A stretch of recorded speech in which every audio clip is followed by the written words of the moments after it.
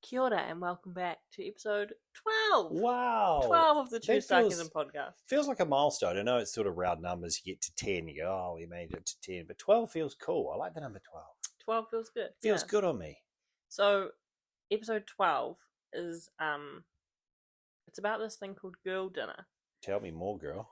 Well, this conversation started because you told me what you had for dinner last night. So, Can I tell you again? Yeah, tell me again. What did you have for dinner last night? So last night, Ruby wasn't home, our 14-year-old.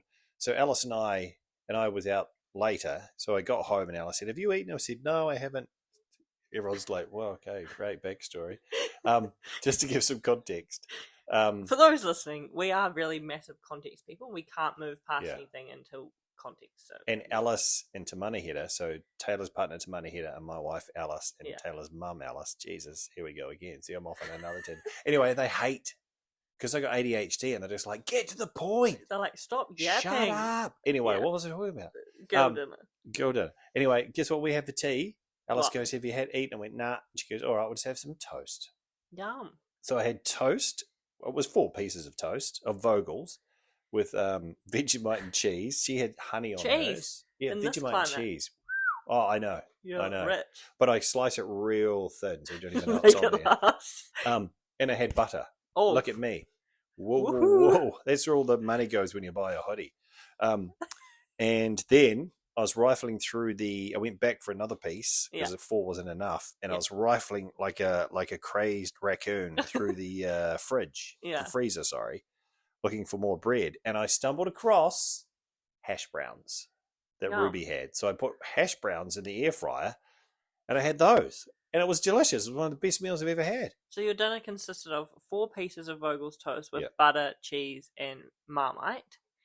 Yes, correct. And hash browns and tomato sauce. 3 hash browns too.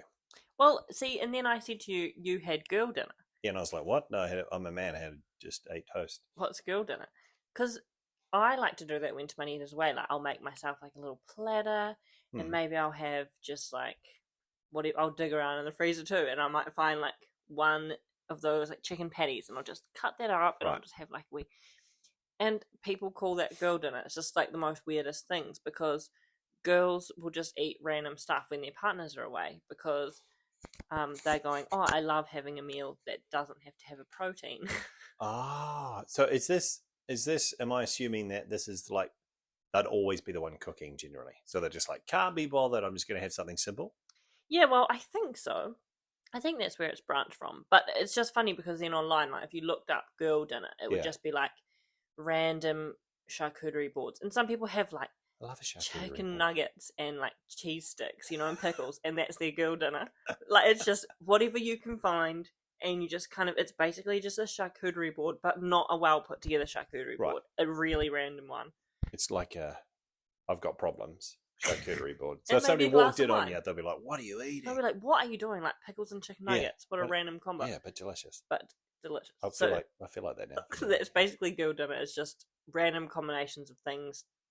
And usually just put on a plate or a chopping board and just arranged to look nice. But you know what it reminds me of? It's like, when I do love cooking and you like cooking and I love, preparing sometimes and having a little, glass of wine there and you're listening to music or you're watching something and you're like, oh, I'm just cutting, take your time. And it's like, oh, love that. And you feel like you've got all the time in the world. Totally. Just like this is, and people are yelling at you. And then you serve it up and you're just like, you just put it into like a little bowl of cheese and then some sour cream and Yeah, and you have it all laid out. Like making like you do a nice stew or like a nice pasta or something, and then people get angry because you're taking too long and you've drunk 3/4 of a bottle of wine and then you forget what you were doing. But generally I like cooking, but sometimes I think the curse of being an adult or a grown-up is actually deciding what the hell's for dinner. Every night. If we've got a lot of decisions we make with this and we do other stuff. And you get decision fatigue. You're like, I can't be bothered. Well, that's the thing. I did actually see a meme. Someone sent it to me, and it said, "The worst thing about becoming an adult is having to decide what's for dinner every night until you die." 100%. And I was like, yeah. And honestly, Tamanita and I have basically 2 months where we'll have just the same meals on rotation. You just do a meal plan. And we just do a meal plan, and for 2 months, we'll just eat the same things every week in a different order. Yeah, but that's sometimes good, a different variation, and then every 2 months we're like, okay, we'll change it up and we'll add some new things in. Yeah, but you have winners in your thing where you go, actually, I could eat that every night. I don't want to, but like I could. That sun-dried tomato pasta. Oh, it's so good. I'm going to have that tonight. It's delicious. But yes. Yeah. Okay. So girl dinner is basically just, I mean, it can have easy a protein, but it's just an easy dinner. And usually it's just like the most hectic charcuterie board you can ever think of. Do you know a really good girl dinner? And it does involve protein, because I'm a man. So this is a man dinner. A man dinner. Is just mince, just fry up mince, right? Just boring old mince in ghee or tallow or something. No, see, you've gone too far for girl dinner. Oh, so no, but if you fry up some mince and you literally crack an egg in it and then sprinkle some cheese on top, mix that around, put some salt, boom. That's a delicious dinner. Disgusting. Well, I think you've got to be an old man like me to enjoy that, but there you go. It just sounds like dry mince, like what It's Ruby delicious. Did. Just try it. Don't cook it so it's dry as shit. You actually can make it tasty, Taylor. All right? I might start a book called Luke's Mince Recipes. Well, and just take one out of Ruby's book and just use 8 servings of extra concentrate tomato paste and mince. Oh yeah, that's a good. That sounds disgusting. It was interesting. Yeah. Oh, all right. Well, that's it. That's it. Girl dinners or man dinners, whatever you want to call them, but we all love it. An easy dinner. We all love an easy dinner. So thanks to listening.